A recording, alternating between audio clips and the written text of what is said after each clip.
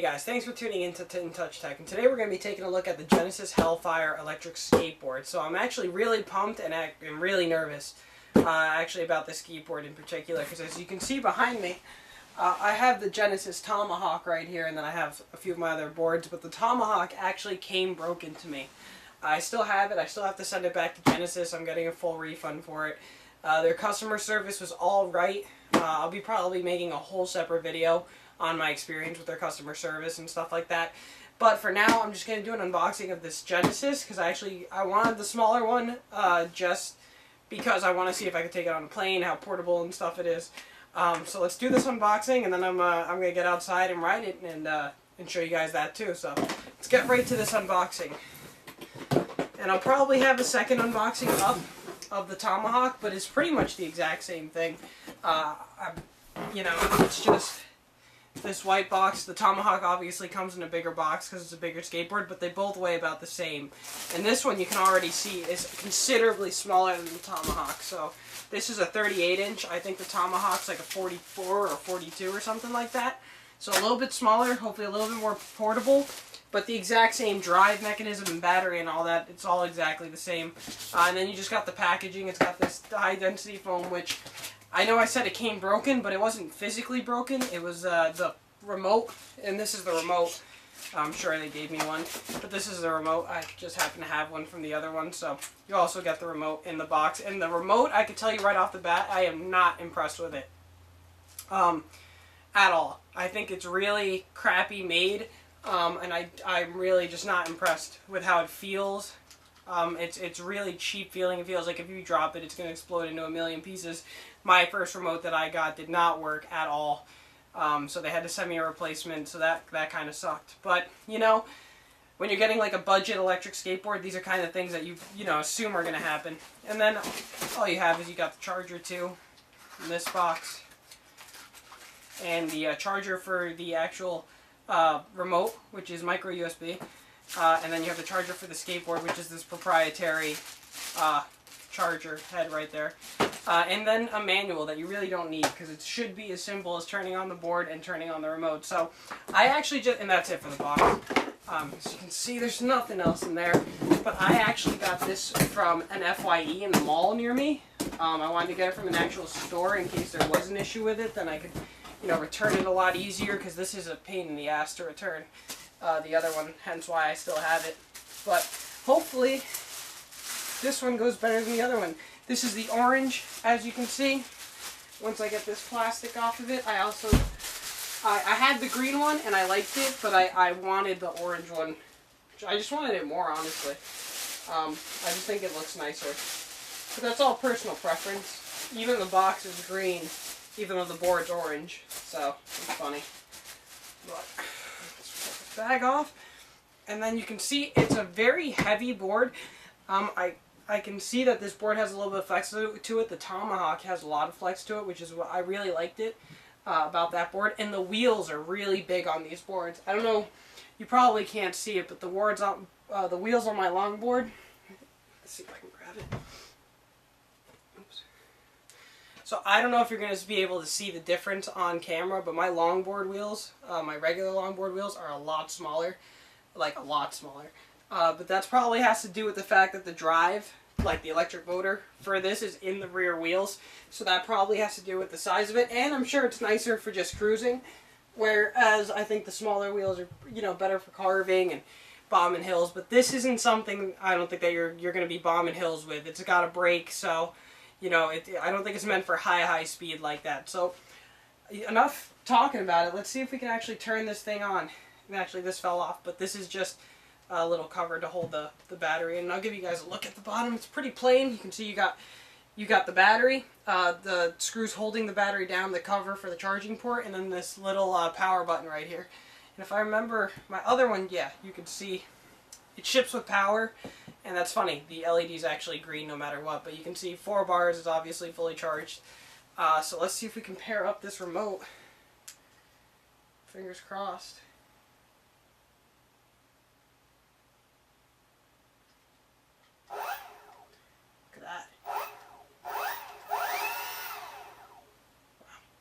So that's a good sign. At least the remote works right out of the box. That's haven't had a working electric skateboard yet. So let's take this bad boy outside. I'm gonna take a few runs on it, and then let's see how I like it. Alright guys, so as you can see, I got just a little bit of footage of me and my buddy down in the beach in Seaside riding these guys. It's pretty cold, so we didn't take them out for too long. You just saw there was a little bit of us just riding around, a little bit of my buddy just messing around, but I wasn't able to get too much footage. It's pretty cold now, so it's tough to be riding these things out. They salted the roads and stuff, so it's hard to get the footage, but they ride really nice. I mean, they go a pretty decent speed. I don't think it translates on camera as well as in real life. I mean, you're going at a pretty quick, I'd say. Definitely fast enough. You can see it took those manhole covers really well. I wanted to show that it's pretty stable, surprisingly stable, even down bigger hills and stuff. And I'm on the Hellfire. My buddy's on the Tomahawk, so you could see him slowing down, letting him get past me. And they're super smooth. They definitely feel like longboards. They're both super flexible and super fun to ride. So yeah, I wasn't able to get that much footage, but hopefully you guys enjoyed the little bit of footage I was able to get. And I guess we'll go back inside and wrap this bad boy up and see my final thoughts on it. So, as you guys can see, the board actually performed really well. I was super impressed by it, and especially for $400, which is how much I picked this one up off FYE, I am super impressed with how fast this board is, how long it travels for, the grade of hill that it can go up, and just how it feels under your feet as like a longboarder. You know, I love my 42-inch Sector 9 that I have behind me. The wheels are a lot smaller on that one, which I mentioned earlier, but the wheels on this one, even though they're bigger, it doesn't really take away from the ride that much, and it doesn't let you bomb hills like a board that low with that size wheels lets you do. But this one really does give you a lot of fun on like flat land or a little bit of an incline or even some bigger hills, because it has brakes, which is something else. For a longboard to have brakes, that's almost as cool as it being powered, is the fact that you can brake. It makes it a lot safer and just takes you out of some gnarly situations that you wouldn't be able to really get out of unless you turned or avoided the car or whatever. Being able to brake is actually one of the biggest selling points, I think, for this thing for me. It's one of the coolest things. This thing brakes on a dime so far as I can tell. Even going down hills, it'll definitely stop. I don't see any issues or inclines that'll stop you from being able to brake easily. And the acceleration's super good on it. I can't really floor it and stay on the board yet. I don't know if I might just need some practice again. I only took it out for one day. It's actually the day after Christmas right now, and I got it for Christmas. So so I haven't had that much time with it, but the acceleration is really significant, especially on a full charge. It's very significant, and I absolutely love it. Things I don't like about it. There's not many things I don't like. It makes some creaking noises while you're riding. To be expected though, because it has this gigantic, heavy, and again I must stress this is heavy. I mean, this board is not light. Outweighs that board by like 10 pounds. It's literally like 12-13 pounds. So this is a very heavy board, so it's not that portable. But you know, if you're taking it down to the beach like I did, and you know it's just flat roads everywhere, then it's not a big deal. But taking it on a plane, you could. I'm definitely going to try to take this thing on a plane, so maybe in my follow-up video I'll have some footage of me, you know, getting this thing through security and everything, and seeing if there's any hassles with that or the battery. That's what I'm most concerned about, the battery. I don't know if they're going to allow me to take a battery like this on a plane, so hopefully they do, and I'll have some footage of me, you know, boarding around some different spots that I have to go to for work. But as far as something to get you that last mile, you know, if you take the train to work and you have like a mile walk to work or whatever, and you just want something efficient that gets you there really quick on a sunny day, or just something fun like I do, like just taking it to the beach with my buddy, hanging out, taking these things to the boardwalk, getting food, making short little trips like that on something like this. This thing is super cool, and again, for $400 or even the $600 that the Tomahawk is, I think it's a really good price, assuming that this thing stays together. Now, the first one I got was broken, and you can check out that whole situation with this link that I'm going to put right here. The first one I got was broken. It was the Tomahawk, so that's a major bummer. But aside from that situation that I'm still dealing with right now, These things are super cool, and I'm really, really excited about it. I'm also really excited for the fact that the batteries are interchangeable, and you can get extra batteries for them. That's really sick. I'm definitely going to get an extra battery. I'm sure my friend's going to get an extra battery because his was dying towards the end. And you'll see that even though you technically, you might be able to get 15 to 20 miles out of it, that's what they advertise.